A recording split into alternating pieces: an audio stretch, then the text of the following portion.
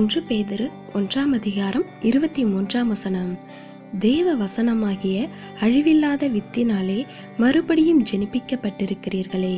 கிறிஸ்துவுக்குள் அன்பானவர்களே, சிலர் மனம் திரும்பியதாகவும் இயேசு கிறிஸ்துவை ஏற்றுக்கொண்டதாக சொன்னாலும் அவர்களிடம் மறுபடியும் பிறந்த அனுபவம் இருப்பதாக தெரிவதில்லை.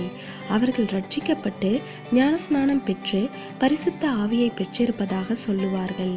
ஆனால் அவர்கள் தேவனுடைய பிள்ளைகள் என்ற ஆவிக்குரிய அனுபவத்தை பெற்றிருக்க மாட்டார்கள். பல்வேறு காரணங்களுக்காக இயேசுவை ஒருவர் தேடலாம், அவரை ஆராதிக்கலாம்.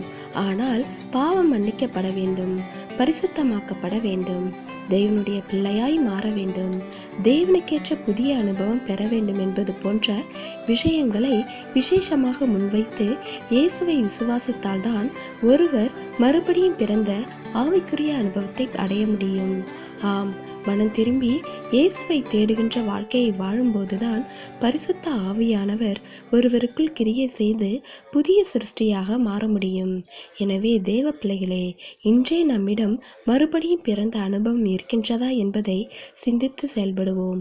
தேவனுடைய கிருபையும் இரக்கமும் உங்கள் அனைவரோடும் இருப்பதாக. ஆமேன்.